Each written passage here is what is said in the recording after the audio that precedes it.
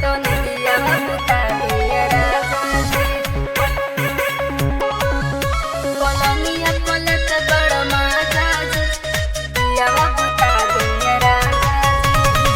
अपना भतर से काहे हरकत बारू, तनी ससुराला से हरकत बारू।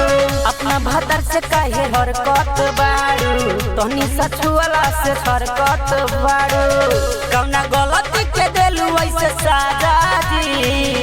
पलंगिया पलट बड़ माजा जी, तनी दिया बुता दिया राजा जी। पलंगिया पलट बड़ माजा जी, तनी दिया बुता दिया राजा जी।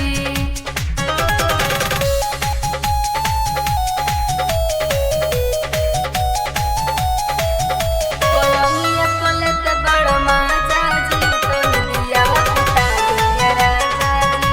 पलंगिया पलट बड़ माजा जी, तनी दिया बुता दिया राजा जी। रौरे धन हवे एहो मोर राजा, तोहरे ला खुलल बावे दिल के दरवाजा।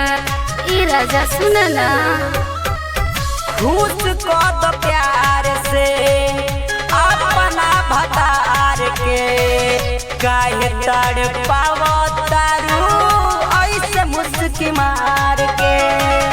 बोल का बट तोहरो इरादा जी।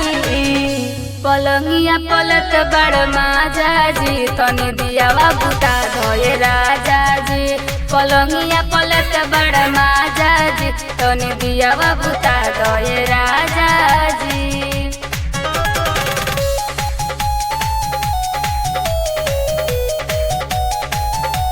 पलंगिया पलट बड़ माजा जी, तनी दिया बुता धोए राजा जी।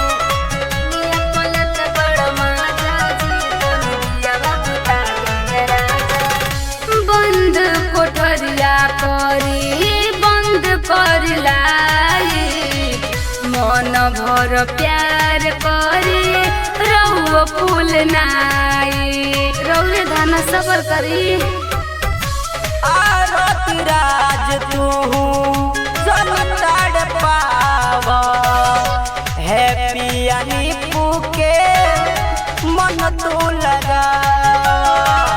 अपना राजा जी के बाह में समाजा जी।